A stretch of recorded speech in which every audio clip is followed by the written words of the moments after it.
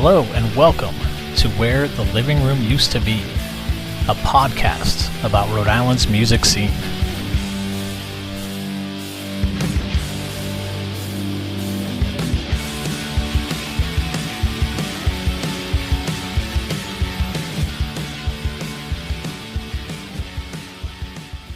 All right, well, we got the last one, and it's a simple one about Rhode Island-y things. Oh, so. Yeah, this is going to be hard, too. It's going to be hard. Oh, come on. All right, well.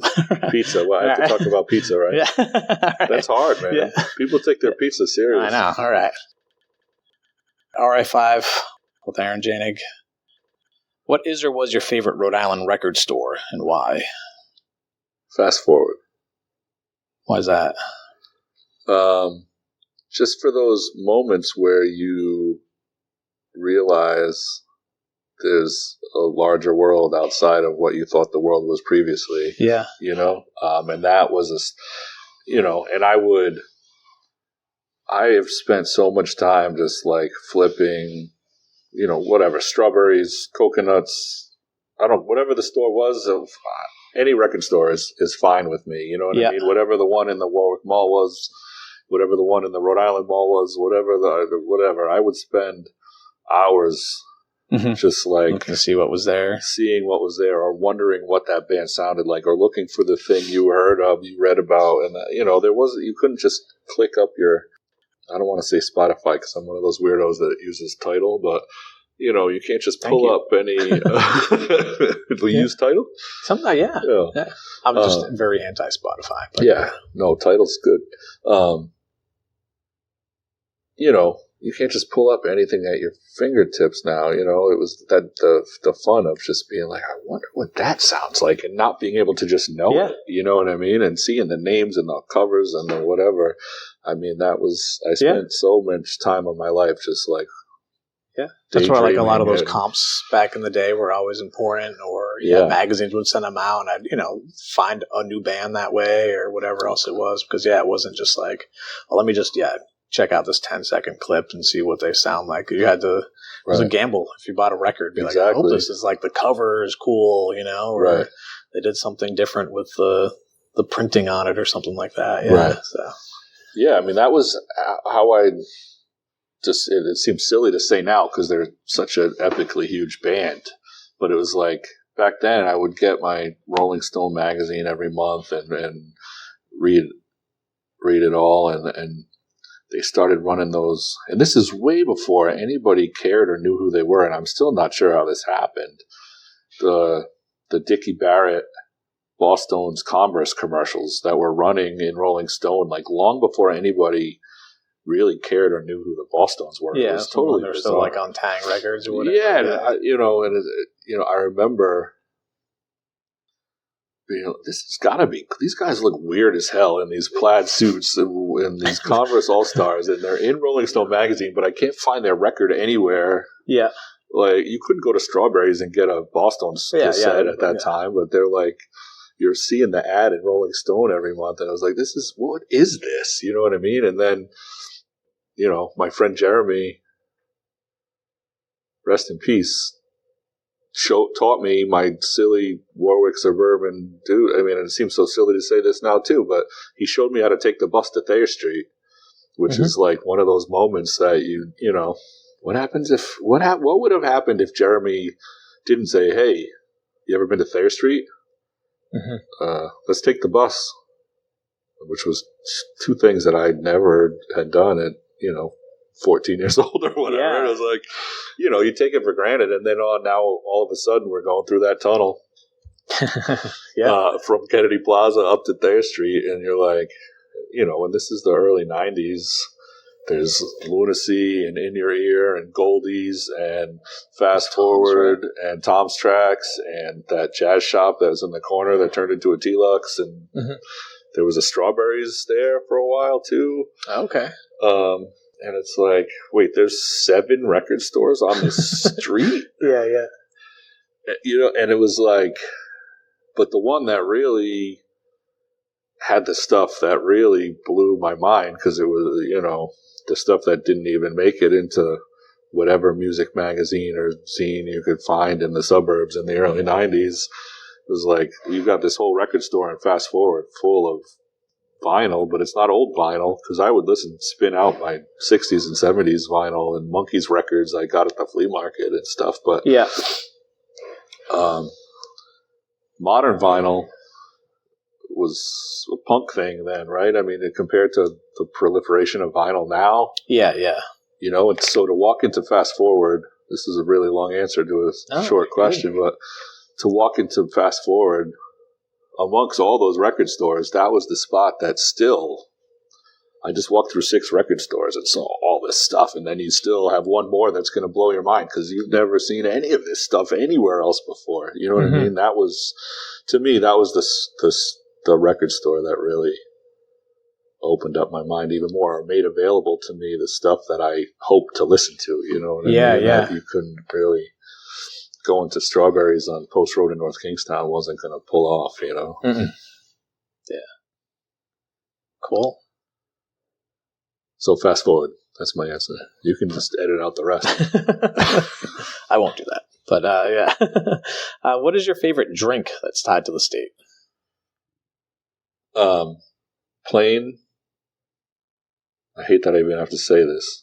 Lemon, Dells, no straw. I don't want cherry Dells. I don't want watermelon Dells. I don't want blueberry Dells. I want annoying chunks of lemon Dells that I'm going to have to pick out of my teeth and spit at somebody. And I don't want a straw. Yeah. That's it.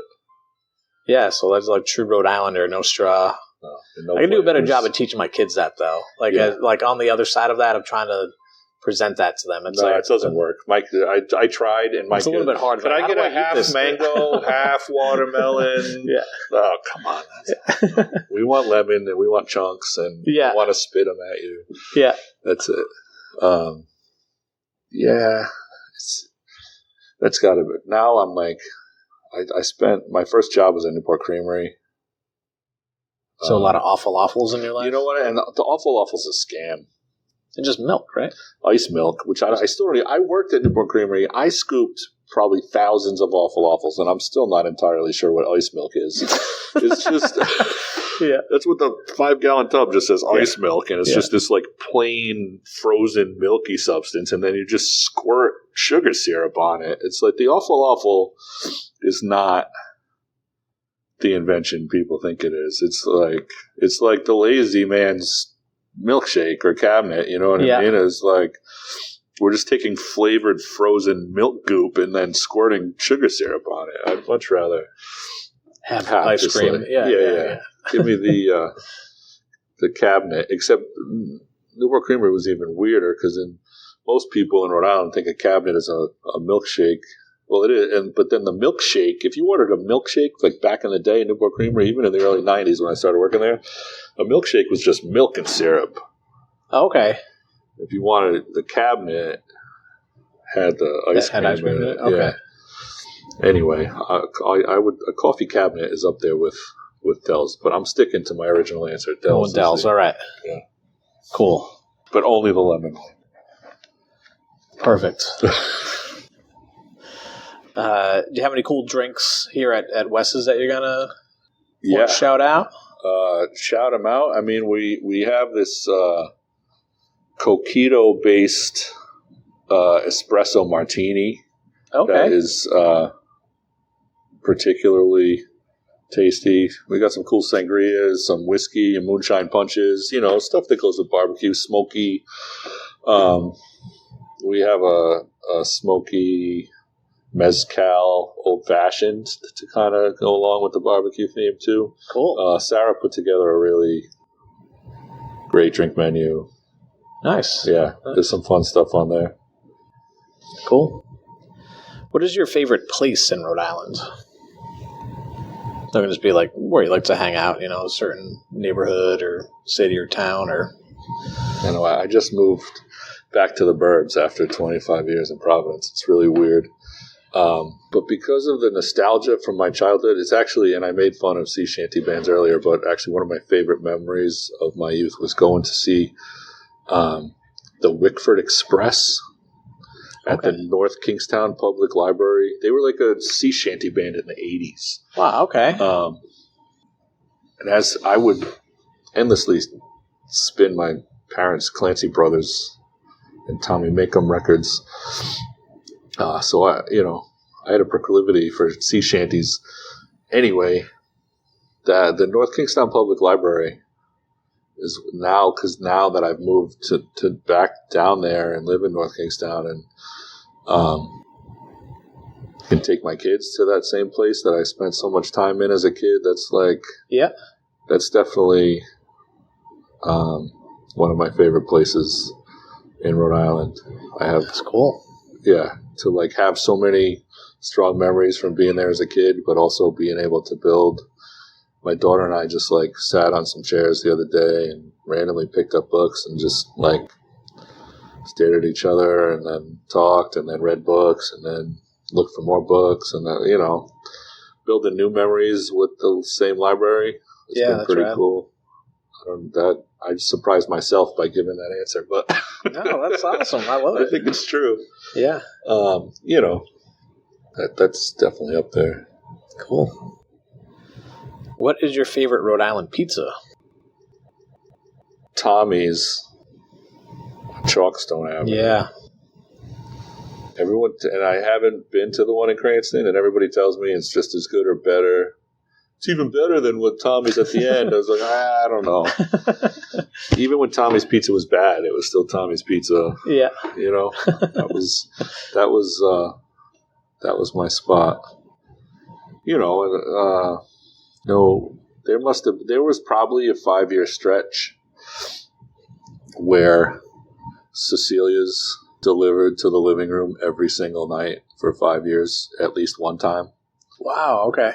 It was, because at that time there weren't a lot of places that delivered and would early, late, whatever time, and that, a staff member would show up, you order a sandwich, and then the band shows up, and they're like, oh, where'd you get that? And they're like, oh, yeah, call Cecilia's. Like, literally, there were nights where probably the Cecilia's driver came to the living room 3 or 4 times a night. Really? Yeah. Oh, yeah, because the staff would get pizza, the band would get pizza, then the other band would want pizza. So I don't want to sell the stuffed pizza at Cecilia's short, but Tommy's is at the top. Yeah, cool.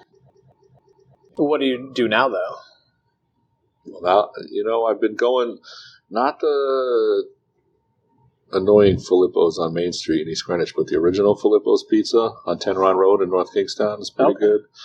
I also really love, like, South Shore Boston bar pizza, with like the crispy cheese on the edges and stuff. Oh, okay. Oh man, that stuff's so good. I saw some pictures, actually. Lenny Lashley from Darkbuster posted a picture from the Dipper Cafe in New Bedford the other day of what looked like the most amazing pizza I've ever seen in my life. So,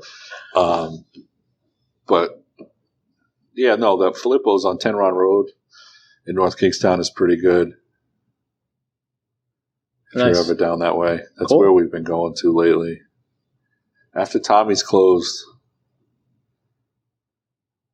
I don't want to talk bad about any other pizza places, but it was hard to find a suitable alternative. I hear you. What is your favorite event that has taken place in the state? Ever? Yeah. It doesn't have to be music. It can be whatever. I mean, honestly, we talked about this earlier too. The original Duke Street 4th of July Liberty Fest. Yeah. Where they would just, it was such a cool neighborhood event because, I forget his name now, but the guy that was Christian's Friends, they had those 4 properties. 2 of them on Joe. Joe. It was absolutely Joe. Mm-hmm. Sorry for not remembering your name, Joe.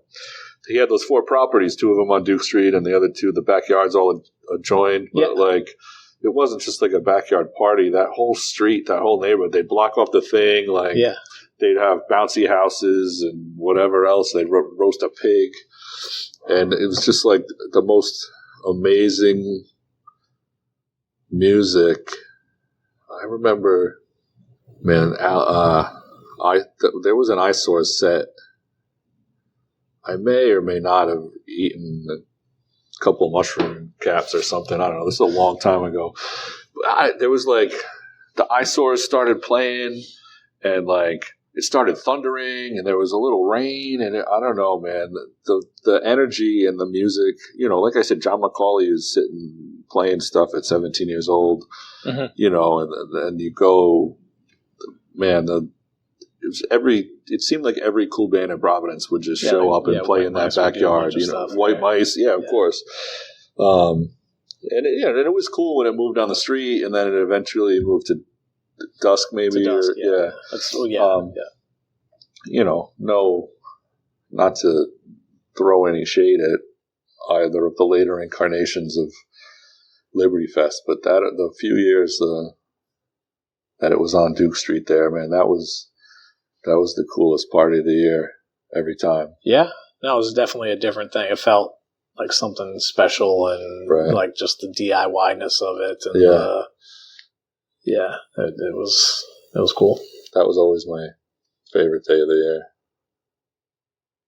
Well, thanks so much, Aaron. This has been super fun chatting with you. Yeah, man. General. Cool. Rhode Island rules. Amen. And brisket. Yeah.